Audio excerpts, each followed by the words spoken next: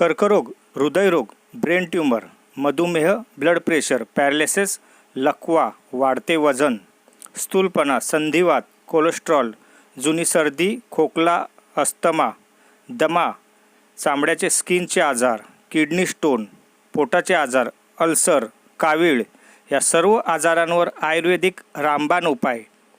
रेंटस Nova. कुठल्याही प्रकारचे side effects नाही.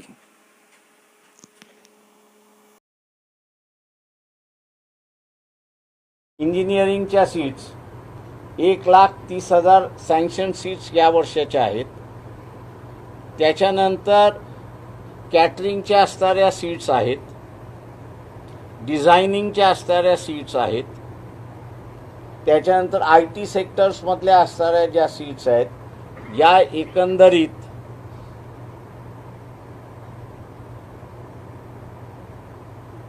3-3.5 लाखापर्यंत वेगवेगळे प्रोफेशनल कोर्सेस MBA वगैरे जर घेतले तर त्या ठिकाणी येतात. 3.5 लाख आपण असणारं त्या ठिकाणी धरले तर 50% आरक्षण आपण असणारं धरलं तर 1,75,000 रिझर्व्ह कॅटेगरीसाठी आरक्षित कायद्याने करण्यात आलेले आहेत. पण यातले 50% आरक्षण कमी केल्यामुळे, म्हणजे 25% आरक्षण आणल्यामुळे 50%चं 25% केल्यामुळे 25% पूर्णपणे लॉस आहे. आणि यामुळे दरवर्षी कॅटेगरीमधला विद्यार्थी हा 1,25,000च्या संख्येमध्ये शिक्षणापासून मुक्त आहे अशी परिस्थिती आहे आरक्षण नसल्यामुळे. तेव्हा हा सगळ्यात मोठा फ्रॉड NCP काँग्रेसचं सरकार होतं त्यावेळेस त्यांनी केला. सेना BJPचं सरकार होतं त्यावेळेस त्यांनी कंटिन्यू केला. शिक्षक आणि ग्रॅज्युएट मतदारसंघातून निवडून गेलेला उमेदवार किंवा विधान परिषदेवरती निवडून गेलेले आमदार, कुठल्याही आमदाराने या कालावधीमध्ये या प्रश्नावरती आवाज उठवलेलाच नाही. उलट दुर्लक्षित केलेला आहे.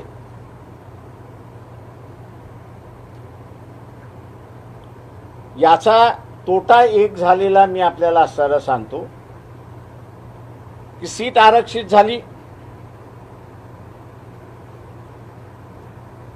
विद्यार्थी आला नाही म्हणून तो तिथे असणारा लॉस झालेला आहे. आणि संख्या कमी केल्यामुळे जो क्वालिफाय होऊ शकत होता त्याला क्वालिफिकेशनच्या बाहेर ठेवल्यामुळे तो सगळ्यात मोठा लॉस झाला आहे. आणि ही दरवर्षी 1,25,000 विद्यार्थी या आरक्षणातून बाधित सरकारने फक्त एका GR वरती केलेत अशी परिस्थिती आहे. म्हणजे या सगळ्या सरकारने लेजिस्लेचरला पूर्ण चॅलेंज देऊन आरक्षणाची पॉलिसी त्या ठिकाणी फॉलो केली आहे. आणि म्हणून शिक्षण मतदारसंघामध्ये आणि ग्रॅज्युएट मतदारसंघामध्ये आम्ही लढवण्याचं त्या ठिकाणी ठरवलेलं आहे. मध्यंतरी मराठा आरक्षणाच्या संदर्भात आंदोलन पुन्हा पेटून निघालं.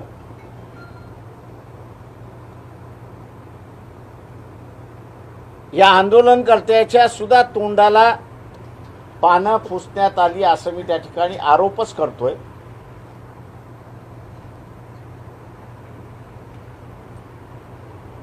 महिन्याभरापूर्वी एक GR काढण्यात आलेला आहे.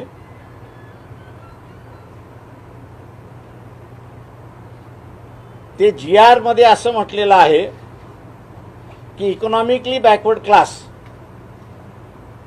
आणि मराठा आरक्षण 16% मराठा आरक्षण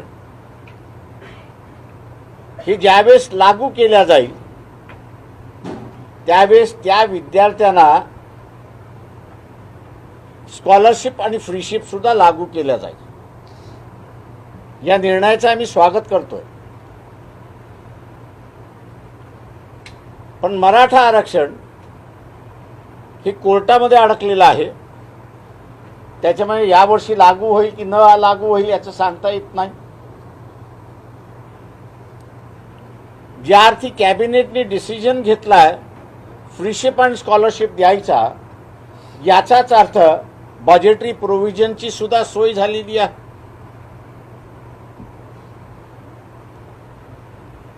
शासनाला आम्ही असताना म्हणालोय की ह्याच्यामध्ये एक दुरुस्ती करा,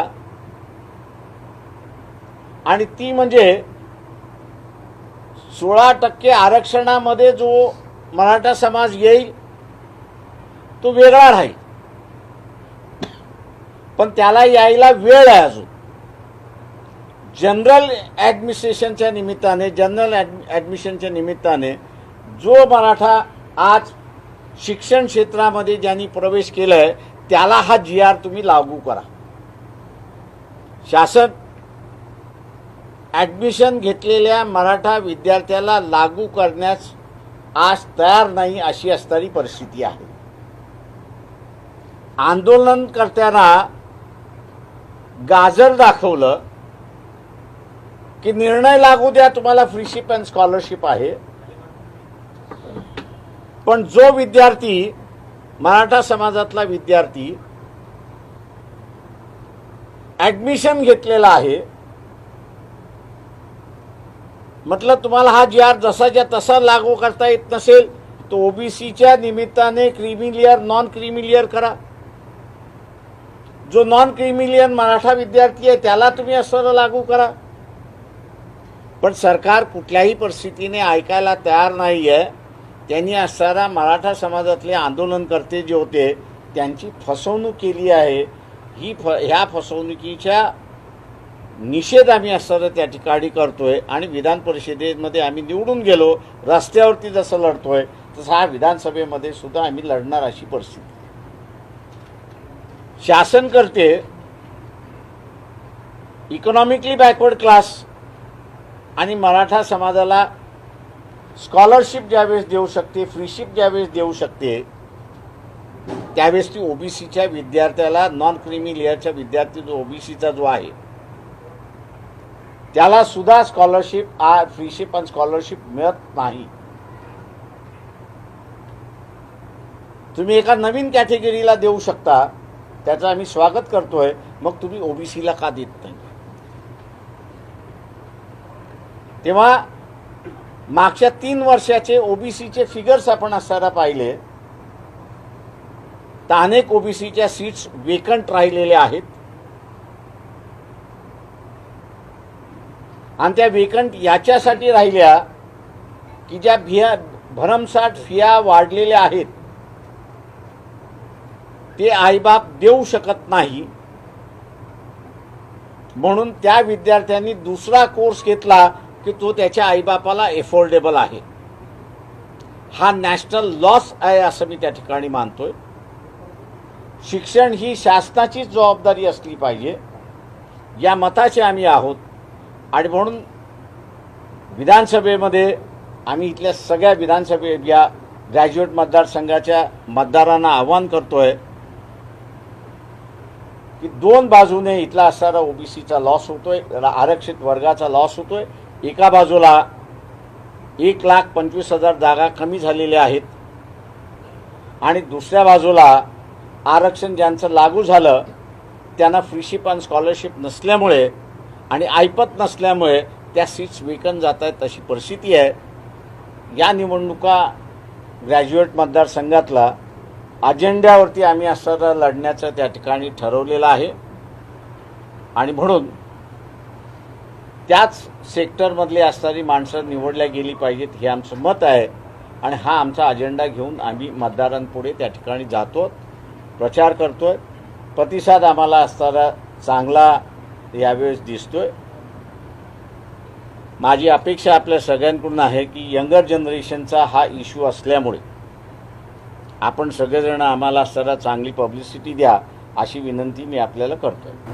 तर मराठा समाजाचा आरक्षणाचा जो निर्णय आहे तो न्यायालयात अडकलेला आहे. त्यामुळे राज्य सरकारनं रिक्रुटमेंटच थांबवलेली आहे, किंबहुना 11वीचे ॲडमिशन सुद्धा थांबलेले आहे.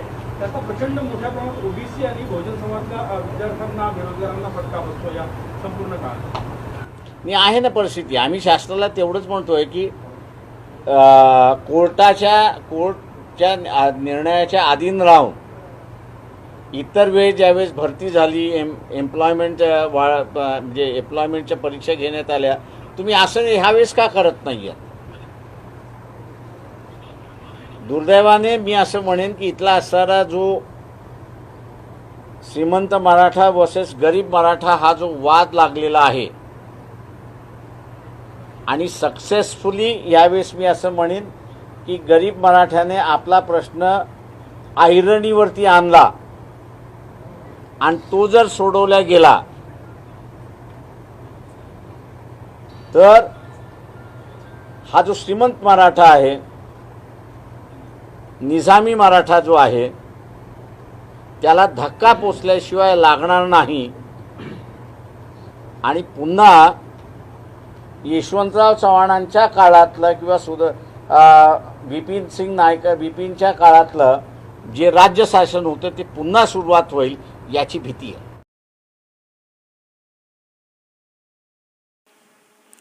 कर्करोग, हृदयरोग, ब्रेन ट्यूमर, मधुमेह, ब्लड प्रेशर, पॅरालिसिस, लकवा, वाढते वजन, स्थूलपणा, संधिवात, कोलेस्ट्रॉल, जुनी सर्दी, खोकला, अस्थमा, दमा, चामड्याचे स्किनचे आजार, किडनी स्टोन, पोटाचे आजार, अल्सर, कावीळ या सर्व आजारांवर आयुर्वेदिक रामबाण उपाय.